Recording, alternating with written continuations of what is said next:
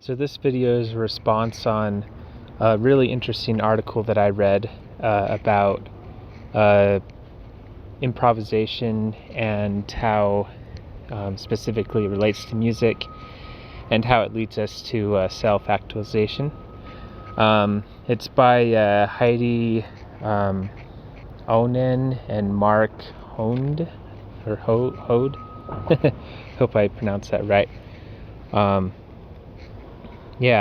Anyway, I'll try to leave a link in the description if I can find it online. But yeah, this article, it was rather poetic, I'd say.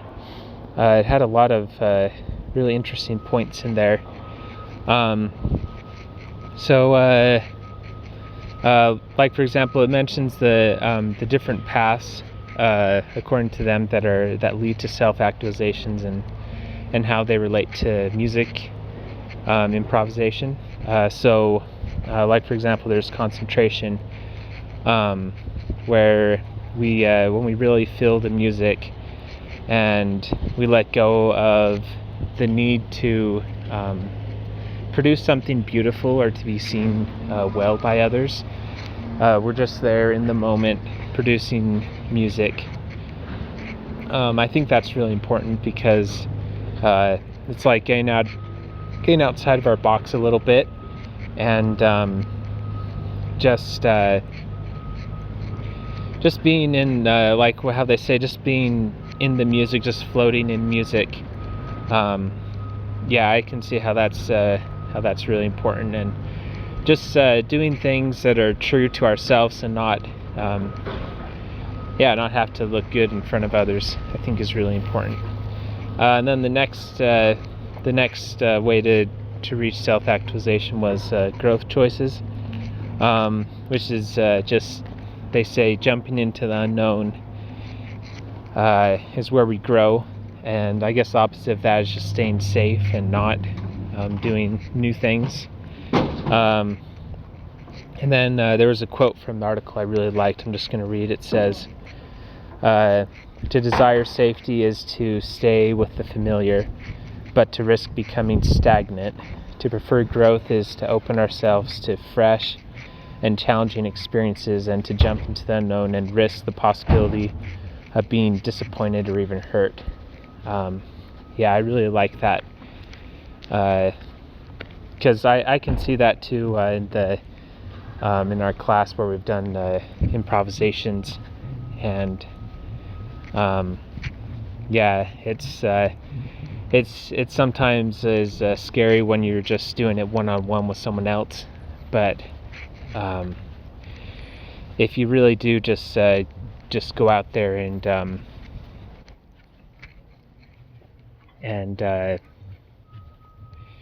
just basically not worry about, if it sounds good or whatever, just trying new things, it actually can turn into something really beautiful.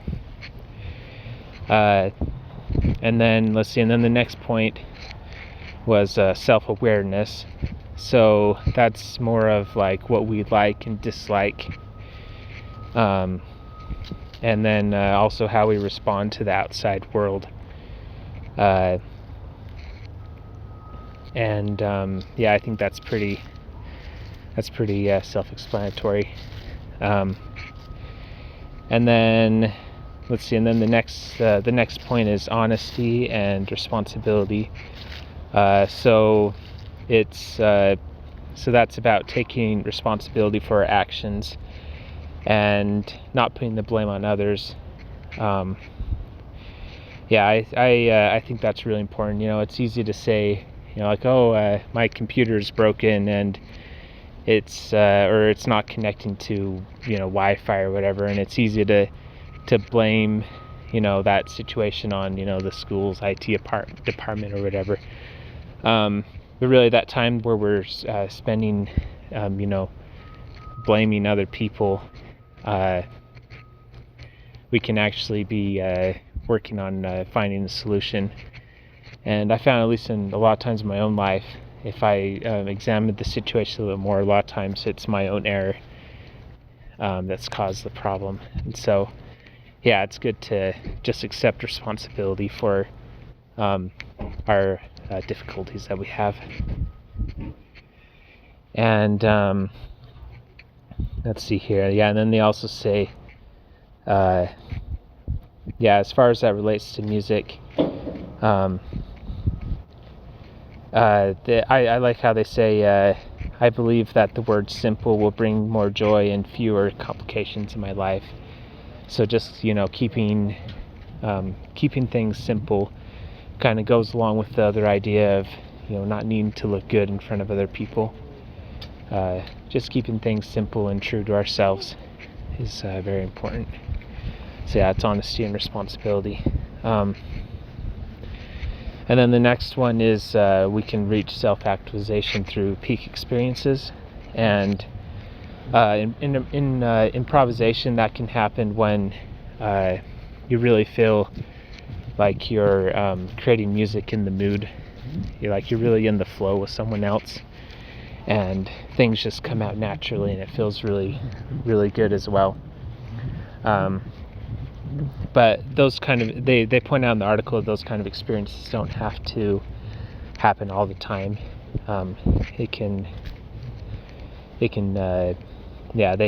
Those peak experiences can come and go. And so I think I've actually have experienced that before too, when I've written songs.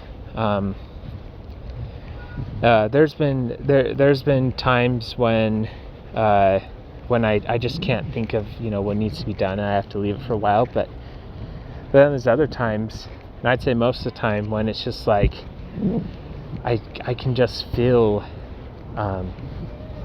I just know what the song needs to be. It's almost like I've heard it before, and I'm just recording it. Yeah, sometimes I question if I am just even though I'm pretty sure it's my own original melody, it just seems so familiar to me. It's almost as if I've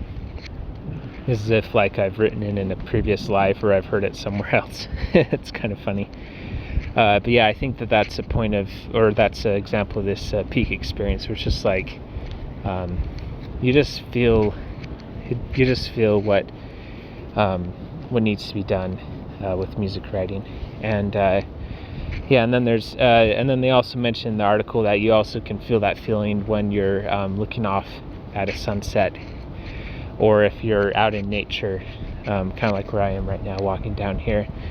And it's just that feeling that's like a spirituality feeling inside of you, and it just feels right. I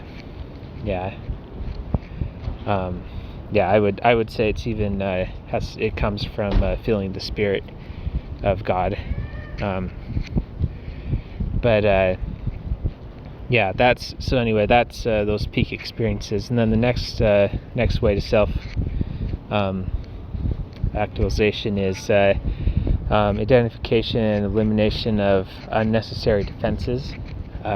So again, that's getting outside of the box, not needing to always protect yourself in ways that you're used to.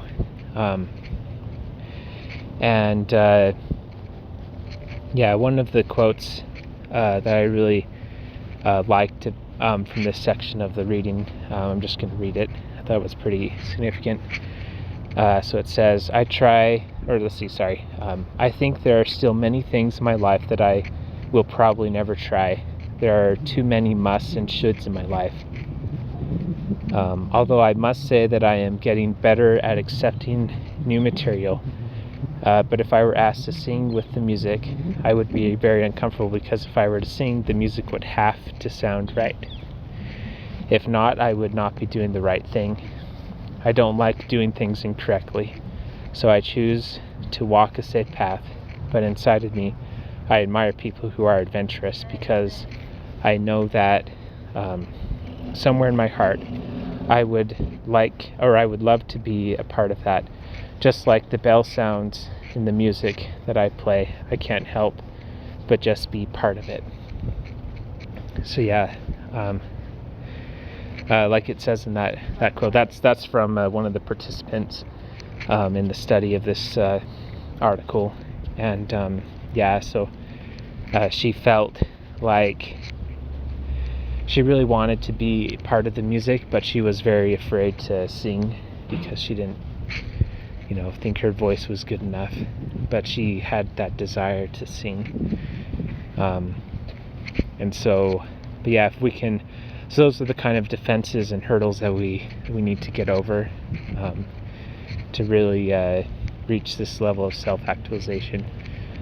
We don't need to always protect ourselves. I know I can really relate with that. I feel conscious about my singing voice as well. So, yeah, and then they close out with just a little bit of discussion,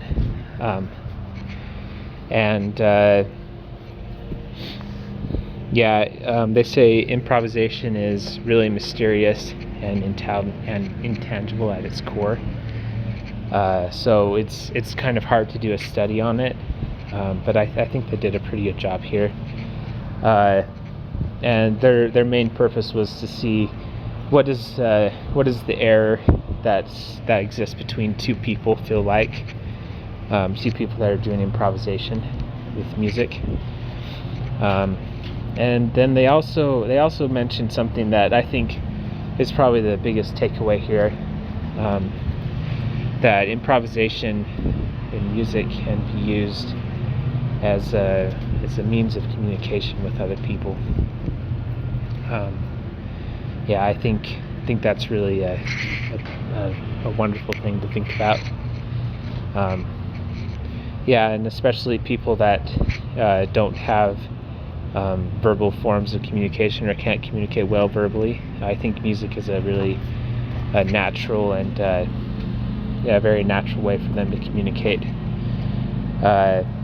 And like what they say on here, music is less tangible than words, but it can capture something more authentic about a person.